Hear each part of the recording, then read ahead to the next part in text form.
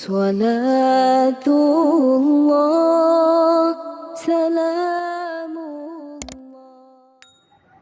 Alhamdulillah, di malam hari ini kembali kita melanjutkan kajian tafsir singkat dari surah Al-Baqarah.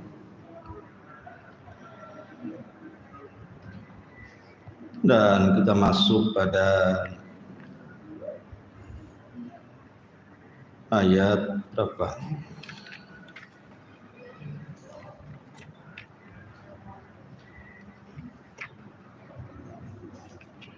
Siapa yang ingat?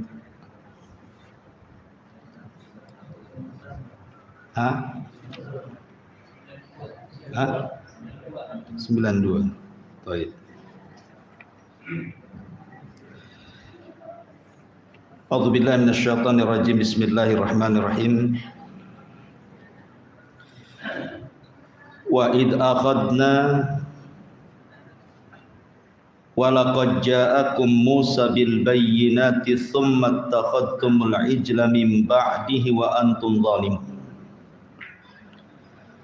Wa id akhadna mitsaqakum wa rafa'na fawqakumut tura khudhu ma atainakum biquwwati wasma'u qalu sami'na wa asayna wa ushribu fi qulubihimul ijla bi kufrihim qul bi'sa ma ya'murukum bihi imanukum in kuntum mu'minin. Dan sungguh kami telah mengambil perjanjian dengan kalian wahai Bani Israel, dan kami angkat di atas kepala kalian bukit Tur. Ambillah apa yang kami berikan kepada kalian dengan segenap kekuatan kalian, dan dengarkanlah. Maka mereka mengatakan, kami mendengar, tapi kami bermaksiat kepada.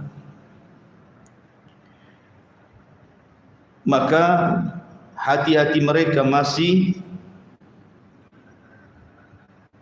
terdapat kecintaan kepada al-ijlah, sapi-sapi yang merupakan Tuhan mereka ketika di Mesir, bi kufrihim, karena kekufuran mereka. Qul, katakan ya Muhammad, bi'sa ma ya'murukum bihi imanukum, amat buruk keimanan yang memerintahkan kalian dengan hal itu, in kuntum mu'minin, jika kalian beriman kepada Allah Azza wa Jalla. Baik. Ayat ini adalah ayat lanjutan dari ayat sebelumnya, ketika Bani Israel mereka kemudian ditinggal oleh Musa alaihi salatu wassalam untuk mengambil Taurat. Tiba-tiba kemudian mereka menyembah patung anak sapi yang dibuat oleh Sabir. Akhirnya kemudian mereka pun sebagai tobatnya disuruh oleh Allah Subhanahu wa taala untuk saling membunuh diri-diri mereka. Maka Nabi Musa alaihi salatu wassalam merasa prihatin. Kok bisa ditinggal 40 hari sekian banyak Bani Israel bisa murtad. Maka Nabi Musa alaihi salatu wassalam kemudian mengajak 70 ulama Bani Israel, orang-orang cerdas di Bani Israel, yang selalu berdiskusi dengan Musa dan dekat Nabi Musa, untuk dimantapkan keimanan mereka kembali. Maka diajaklah mereka menyingkir dari orang-orang awam Bani Israel menuju sebuah bukit yang Quran menyebutnya Tur, bukit Tur. Tetapi maksud Tur di sini bukan yang selalu diulang-ulang dalam Al-Quran, maksudnya bukit Saina, bukan. Karena ada beberapa ayat yang nanti saling memperkuat tentang kisah mukjizat yang satu ini, diangkatnya bukit di atas kepala Bani Israel. Yang dimaksud Tur di sini adalah bukit dari bukit-bukit yang dari situ. Bukit yang sangat besar. Akhirnya kemudian Nabi Musa alaihi salatu wassalam mengajak mereka untuk memantapkan keimanan mereka. Tapi kemudian setelah diajak oleh Nabi Musa alaihi salatu wassalam, malah mereka kemudian meminta kepada Nabi Musa alaihi salatu wassalam untuk memperlihatkan Tuhannya. Akhirnya kemudian Allah kirim petir dan membunuh 70 orang pilihan Bani Israel karena kelancangan mereka. Tapi Musa masih kasihan, karena bagaimanapun yang 70 orang ini ulamanya Bani Israel, orang-orang dekatnya Nabi Musa. Maka Musa berdoa agar mereka dihidupkan kembali. Maka Allah pun mengijabah kemauan Musa, dihidupkanlah yang 70 orang itu.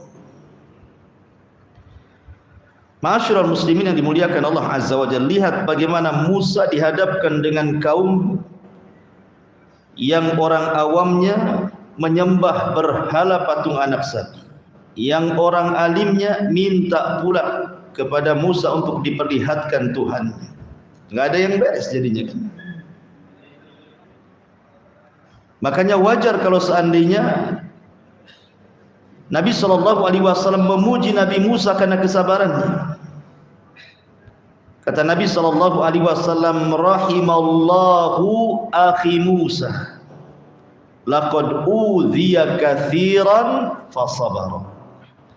Semoga Allah merahmati saudaraku Nabi Musa, terlampau banyak ujian yang diderita Musa dari Bani Israel, tapi dia sangat sabar.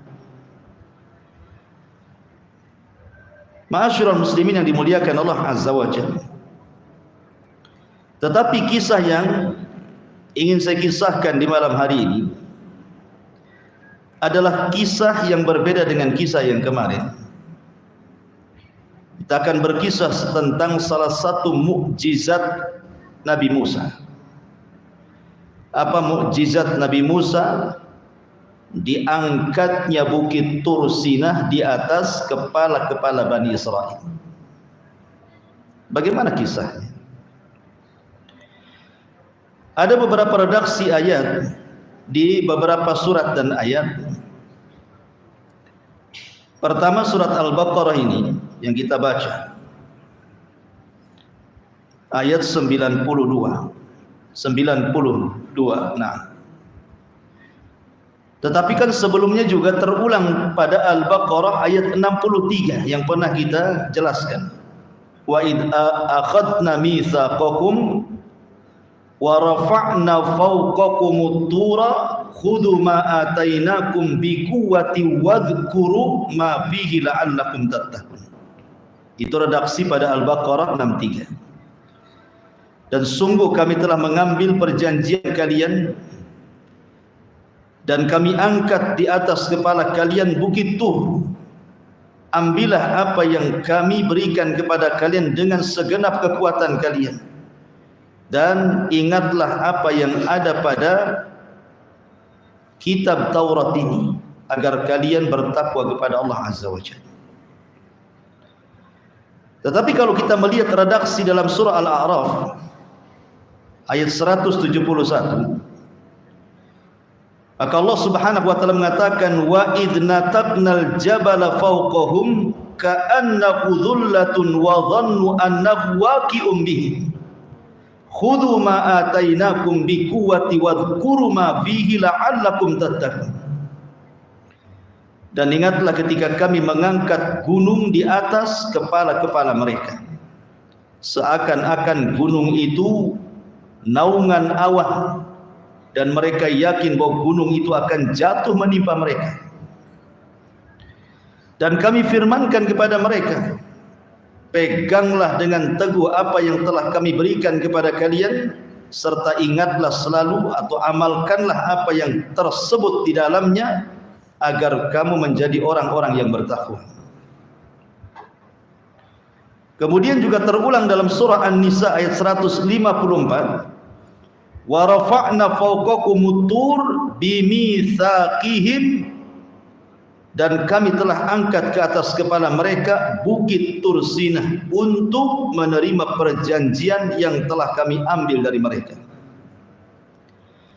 Di sini ada perbedaan redaksi sedikit. Kalau dalam surah Al-Baqarah, Allah Subhanahu wa taala mendahulukan kalimat Bani Israel, baru kemudian menyebut soal gunung Tur. Tetapi dalam surah Al-A'raf, Allah mendahulukan penyebutan gunung Tur, baru kemudian menyebutkan Bani Israel.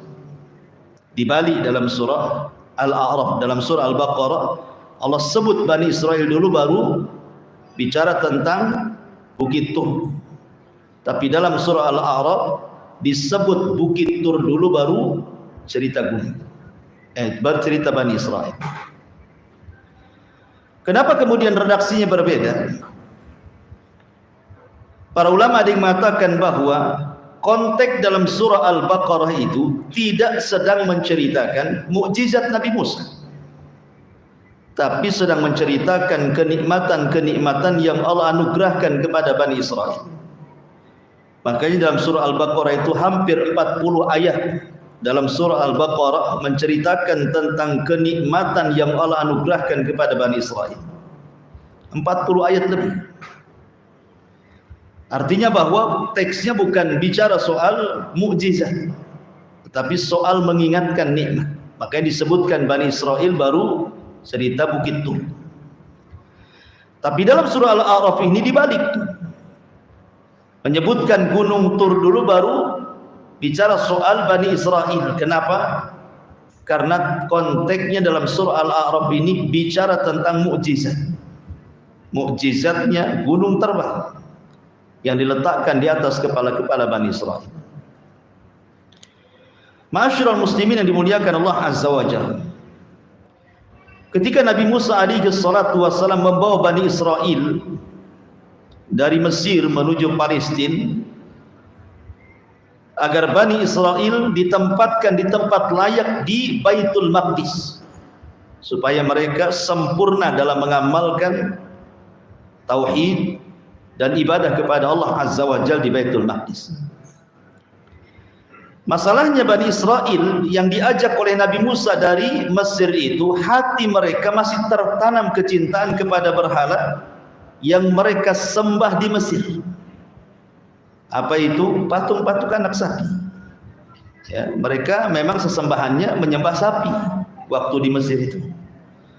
Makanya kemarin ketika kita bicara tentang kisah Samiri, Samiri pun membuat patung anak sapi gitu, supaya diingatkan dengan sesembahan yang pernah mereka sembah di Mesir. Jadi hati-hatinya Bani Israel itu nggak bisa keluar, masih cinta dengan berhala-berhala mereka di hati-hati mereka. Makanya Allah mengatakan di sini, wa usyribu fi qulubihimul ijla. Masih ada perasaan cinta dengan patung-patung anak sapi yang mereka pertuhankan di Mesir. Sehingga Nabi Musa harus melepaskan kecintaan dalam hati mereka dari berhala-berhala itu. Bagaimana caranya? Caranya dengan cara dibuatkan undang-undang. Maka Musa meminta kepada Allah agar dibuatkan undang-undang. Akhirnya kemudian Allah pun turunkan kepada Nabi Musa kitab Taurat. Dengan kitab inilah berharap Nabi Musa bisa menggugurkan keyakinan-keyakinan di hati-hati Bani Israel yang masih ada kecintaan kepada berhala. Lah ketika Nabi Musa alaihi salatu wassalam sudah mendapatkan papan Taurat itu, Karena kita tahu bahwa kitab satu-satunya yang ditulis oleh tangan Allah hanyalah Taurat. Maka akhirnya kemudian Taurat pun dibawa oleh Nabi Musa untuk diperlihatkan kepada Bani Israel dan diambil perjanjian mereka agar mereka mau berpegang dengan Taurat. Karena dalam Taurat ini ada perintah, ada larangan, ada hukum-hukum dan yang semacamnya, lengkap Taurat ini. Lain dengan Zabur, Zabur kan tipis gitu.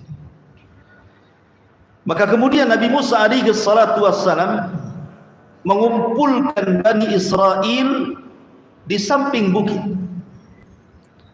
Bukit Tur, sekali lagi bukan Tur yang Nabi Musa mendapatkan wahyu, tidak.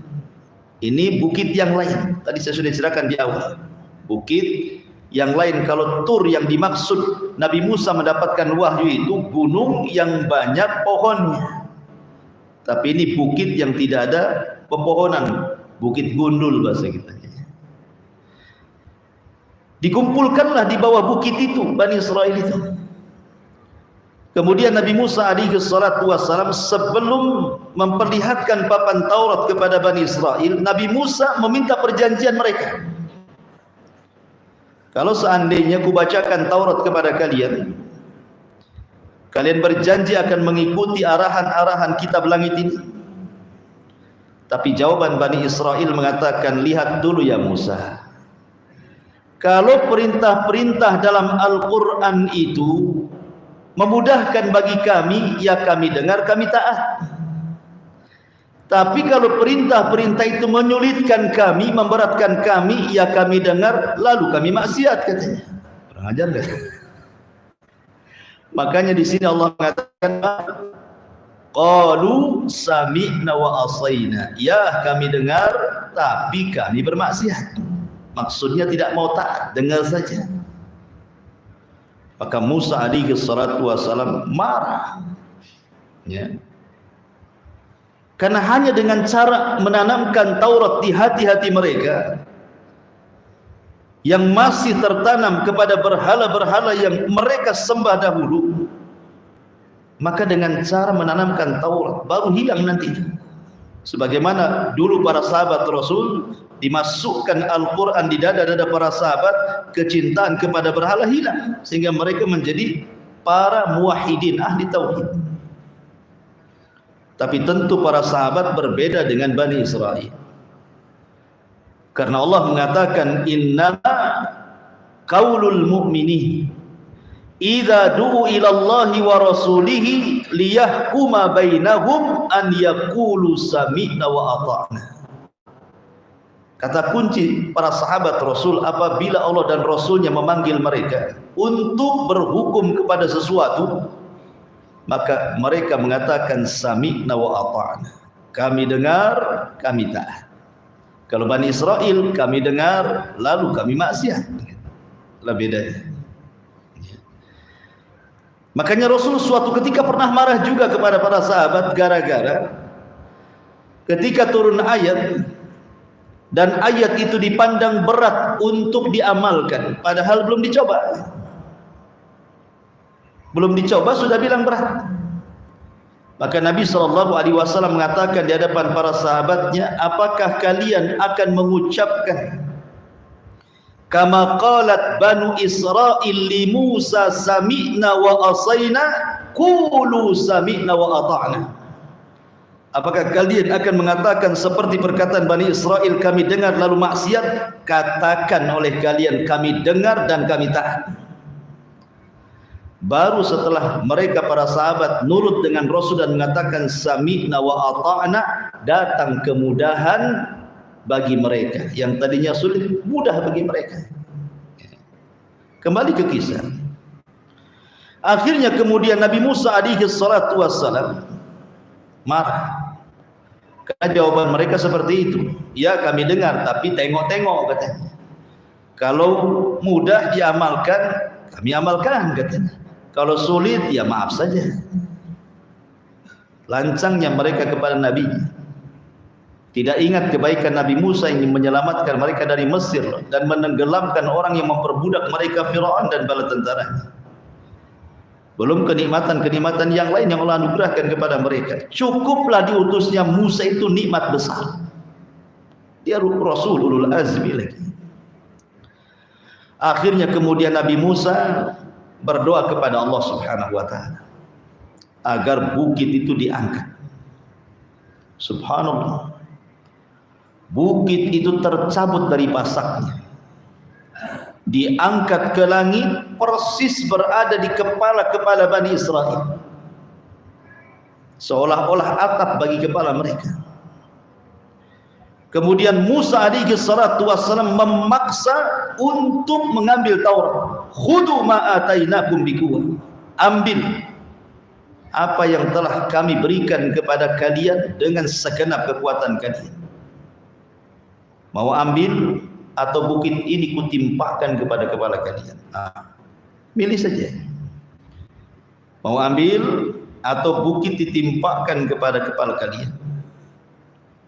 Akhirnya kemudian Bani Israel ketakutanlah. Kalau mereka kemudian ditimpa bukit yang ada di atas kepala mereka, maka mereka pun fakharru sujada, tiba-tiba mereka sujud. Tobatnya karena dipaksa. Kalau gunung nggak di atas kepala mereka, nggak akan tobat orang itu. Karena takut kalau ditimpa gunung, tobat sujudnya aneh. Yang nempel pipi kiri saja, pipi kanannya ke atas sambil nengok gunung. Takut nimpa masalahnya. Ya. Makanya orang-orang Yahudi sampai hari ini kalau mereka sujud seperti itu, hanya satu pipi yang nempel, pipi kanannya ke atas. Orang-orang Yahudi meyakini bahwa dengan cara sujud seperti itu bisa menolak bala.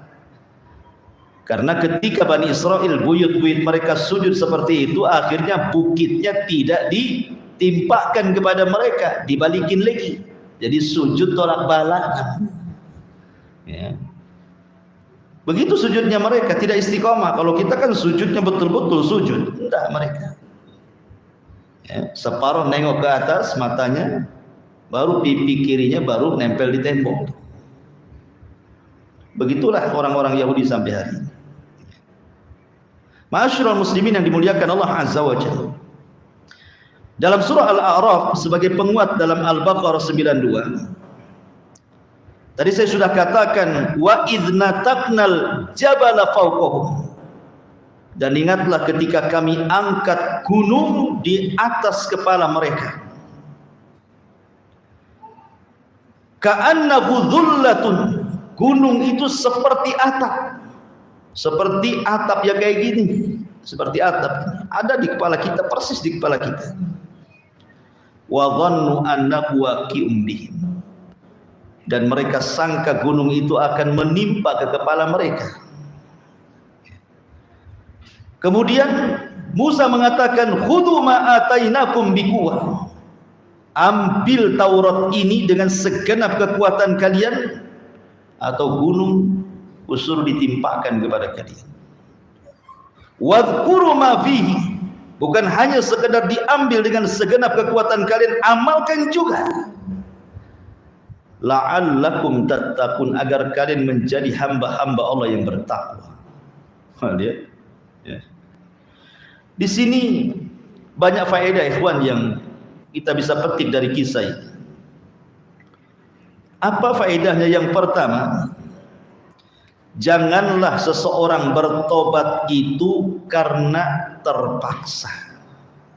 Karena Bani Israel ini tobatnya karena terpaksa. Terpaksa tobat, kalau tidak kepalanya hancur dengan bukit Tur itu. Makanya tobat mereka. Maka antum jangan sampai kemudian tobat karena terpaksa. Seperti apa? Seperti orang yang berzina. Allah berikan penyakit AIDS, berhentilah dia.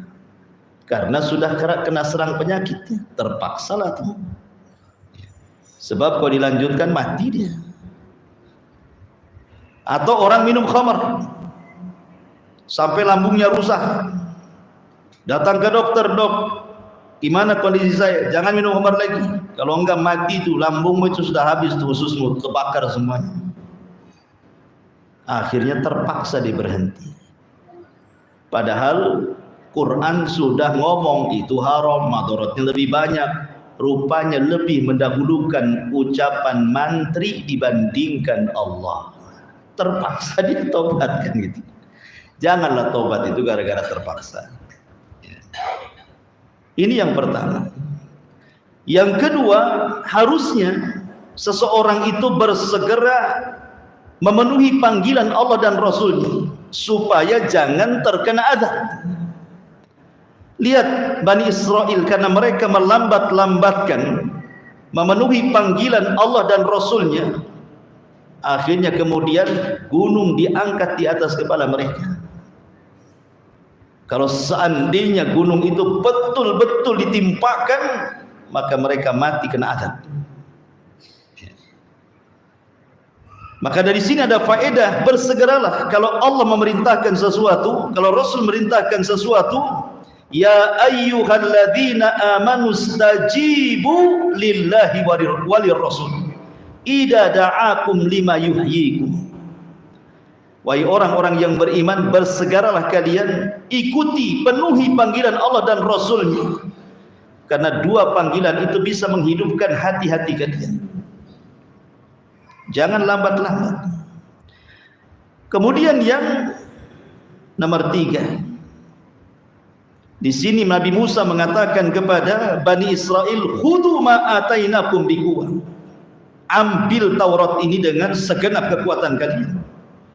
Maknanya, kalau memegang ajaran itu jangan setengah-setengah. Kalau kita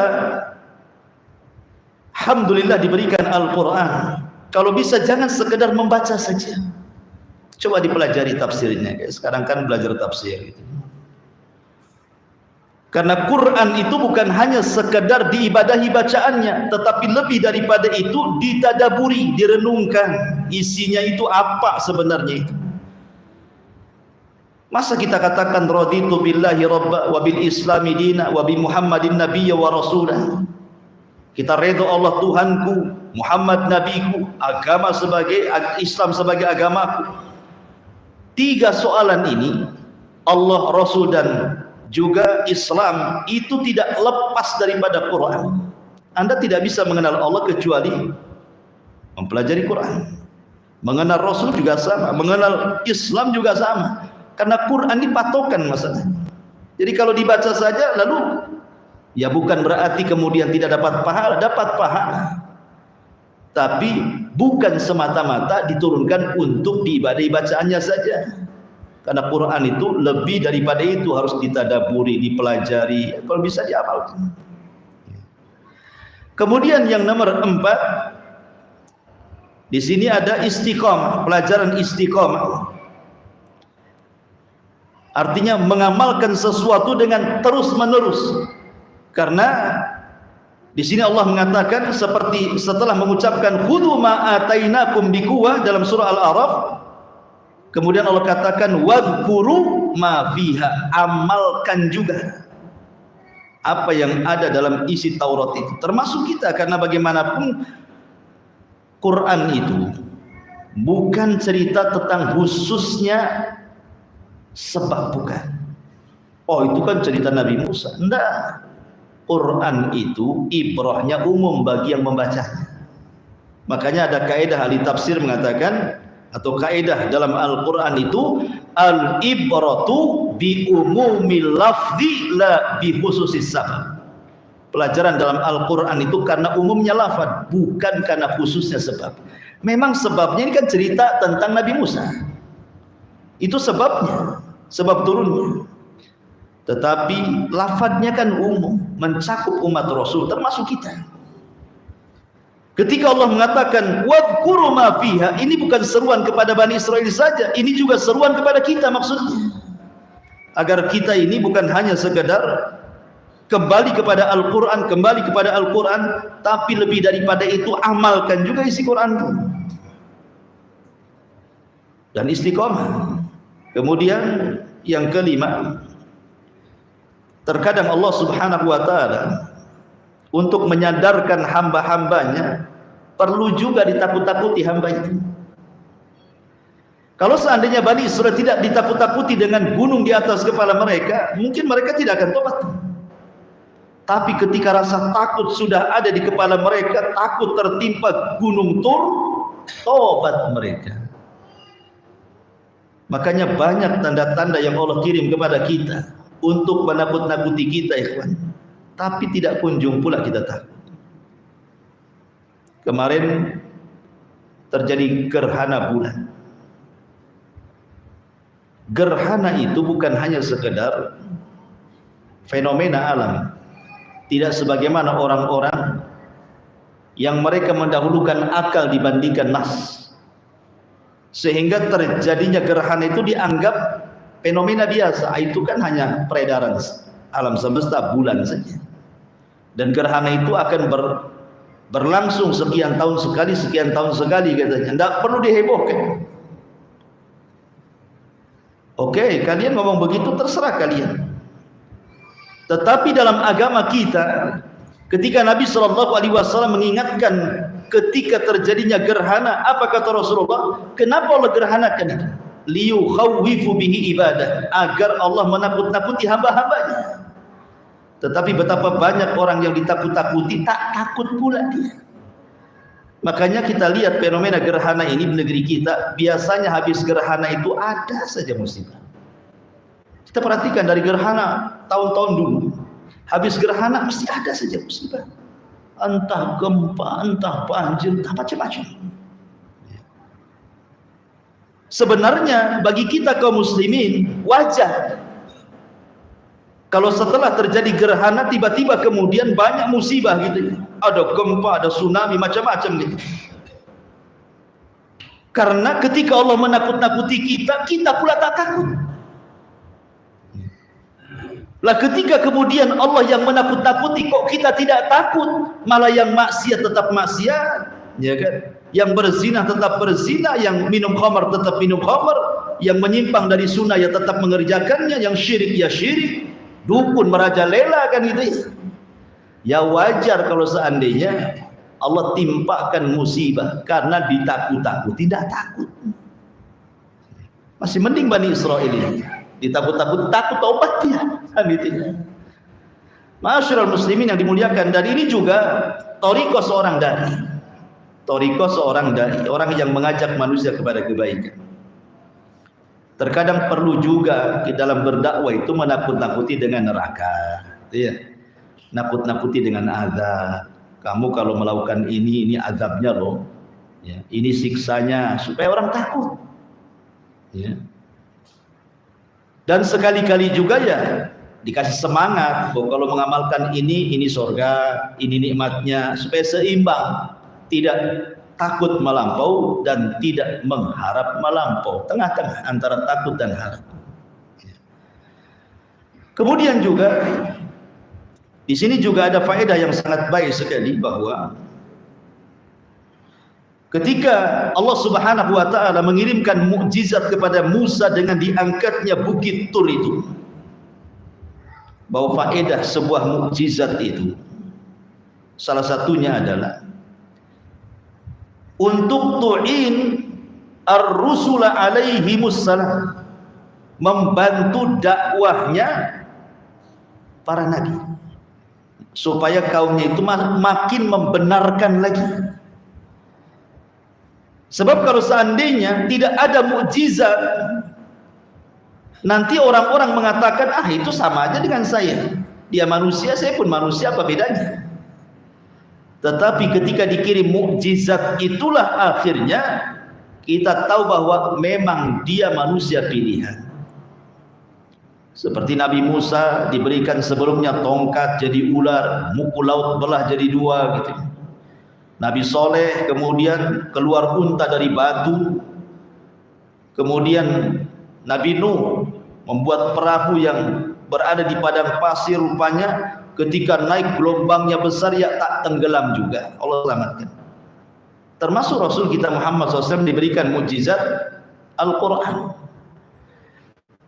Dan sampai hari ini tidak ada orang yang sanggup, jangan lagi mendatangkan 10 surat dalam Al-Quran seperti tantangan Allah dalam surat Al-Isra. Disuruh mendatangkan 1 surat saja orang nggak mampu. Karena Quran itu bukan kalam Muhammad, tapi Quran itu kalam Allah. Fa'tu bi suratin min misli wad'u syuhada'akum min dunillahi in kuntum shadiqin. Allah katakan, buatlah 1 surat, undang semua penolong-penolong, mau jinnya, mau manusianya, mau doktornya, mau profesornya, undang. Buat kalian muktamar, buat 1 surat seperti Al-Quran. Kalian tidak akan sanggup. Itu nasnya Quran sendiri mengatakan, kalau kalian orang benar, buat. Tapi kalian tidak mungkin sanggup. Ma'asyiral muslimin yang dimuliakan Allah Subhanahu wa taala. Maka dari sini kita tahu bahwa Nabi Musa alaihi salatu wassalam diuji oleh Allah Subhanahu wa taala dengan berbagai macam ujian, tetapi dia sabar. Makanya kenapa Nabi sallallahu alaihi wasallam ketika banyak ditimpa musibah dalam dakwah, di awal-awal dakwah Rasul itu kan musibahnya banyak, ikhwan. Kadang diejek, dikatakan tukang sihir, gila, tukang syair, pemecah belah gitu ya. Belum lagi kemudian upaya makar, mau ditangkap, mau dipenjarakan, mau dibunuh, macam-macam yang dilalui dakwah Nabi. Sehingga ada waktu-waktunya Nabi itu sesak dadanya. Qad na'lamu annaka yadhiqu sadruka bima yaqulun, kata Allah. Kami tahu dadamu sempit wahai Muhammad terhadap apa yang mereka katakan kepadamu. Itu kata Allah. Artinya Rasulullah SAW ada waktu-waktunya juga, namanya manusia kan, terlampau banyak ujian bertubi-tubi itu kadang-kadang menyesakkan juga. Makanya Allah obati supaya Nabi itu alam nashrah laka sadra, dilapangkan dadanya. Dengan cara apa? Dengan cara dikisahkan kepada Rasul tentang kisah nabi-nabi sebelumnya. Allah katakan, wasbir kama sabara ulul azmi minar rusul. Wahai Muhammad, sabarlah sebagaimana ulul azmi dari kalangan para rasul, Nuh, Ibrahim, Musa, Isa, mereka pun sudah pernah mengalami ujian yang sama dengan kamu. Akhirnya Rasul pun tenang hidupnya kan. Makanya kisah-kisah dalam Al-Quran itu jangan sekedar dinikmati dongengnya saja. Saya pernah baca komentar di YouTube itu, Masya Allah, ini kalau Ustaz Abu Homero yang cerita katanya, itu ceramah belum selesai mata pula udah merem. Jadi dibuat untuk apa? Untuk bunga-bunga tidur. Kalau susah tidur, dengarkan ceramah Abu Homero, nanti tidur kan. Subhanallah. Ikhwan, cerita itu bukan untuk didongengkan, tidak. Diambil ibrah, pelajaran. Karena setiap kata per kata dalam kisah-kisah, termasuk kisah ini juga, lihat tadi faedahnya banyak sekali kan ya. Itu untuk apa coba? Supaya menjadi bekal kehidupan kita saat kita diuji oleh Allah, apa yang harus kita lakukan. Saat diberikan nikmat oleh Allah, apa yang harus kita lakukan. Saat sehat, saat sakit, saat senang, saat susah, semua ada contohnya tuh dari kisah-kisah itu.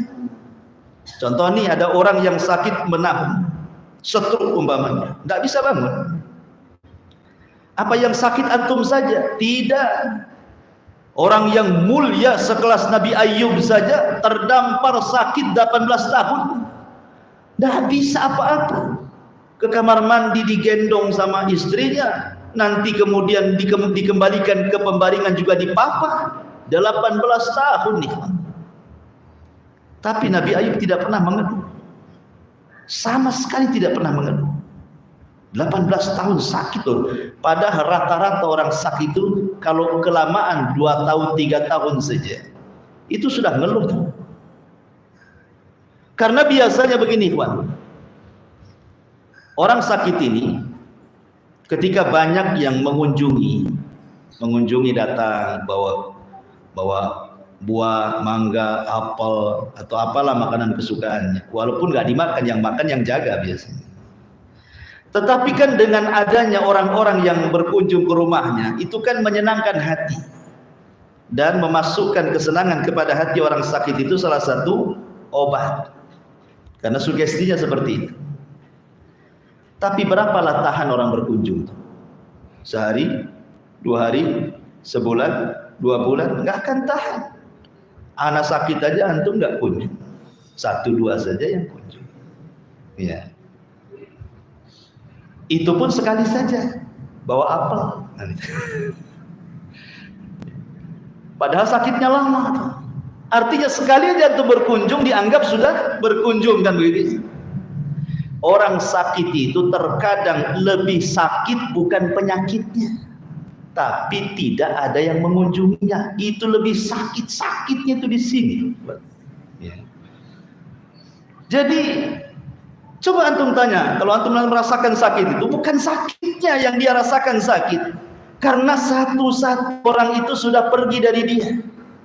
Bukan hanya kawannya, keluarganya pun satu-satu. Paling mungkin orang yang paling dekat lah, kalau punya istri mungkin istri yang merawat. Itu yang membuat lebih sakitnya orang sakit itu, double jadi sakitnya. Tapi kalau kita melihat bagaimana kisah Nabi Ayub, nggak mungkin tasahud orang itu. Nggak mungkin kemudian menganggap ujian Allah itu azab bagi dia. Entah. Kan yang sakit bukan saya. Nabi loh, sekelas Nabi Ayub juga sakit. Tenanglah hati kita. Minimal tenang sesaat kan gitu. Nanti datang lagi setan, ingat lagi cerita itu. Karena Hasan Al-Basri mengatakan, qasas dalam Al-Quran itu jundun min junudillah.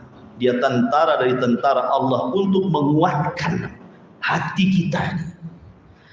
Oh antum dari dulu kerja asik helper bangunan saja, nggak pernah jadi tukang. Itu pun sekali-kali diajak. Mau ngojek tak bisa pula naik motor, atau bisa naik motor tak pandai pula di jalan. Macam-macam. Ya.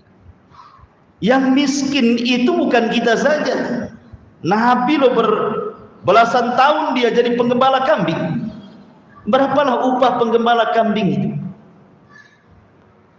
Hidup dengan kotoran kambing, tidur di sekitar kambing, badan ya bau kambing. Namanya merawat kambing kan, begitu kan? Tetapi Nabi SAW mengajarkan bahwa Nabi pun pernah susah gitu. Makanya kenapa ada hadis yang mengatakan badiru bil a'mal qabla mautihi sab'an. Segeralah kalian beramal sebelum datang 7 perkara. Apa itu? Faqran munsian wa ghinan mudghiyan. Salah satunya adalah sebelum datang kefakiran yang melupakan, dan sebelum datang kekayaan yang melampaui batas kehidupan. Karena biasanya kalau orang fakir itu ikhwan, dia akan lupa semuanya. Lupa sholat, lupa ngaji. Sama keluarganya lupa. Karena dalam pikirannya uang, besok apa yang mau dimakan, besok gimana bayar kontrakan, besok itu yang dipikirkan. Sholat itu nomor berapa? Apa nunggu jadi orang fakir yang melupakan? Sebelum itu datang badiru bil amal. Segera banyak-banyak amal kata Rasul. Sebab kalau itu datang susah kita dibuatnya. Ya. Saya sudah isya. Subhanakallahumma bihamdika asyhadu an la ilaha illa anta astaghfiruka wa atubu ilaik. Allahu ta'ala. Assalamualaikum warahmatullahi wabarakatuh.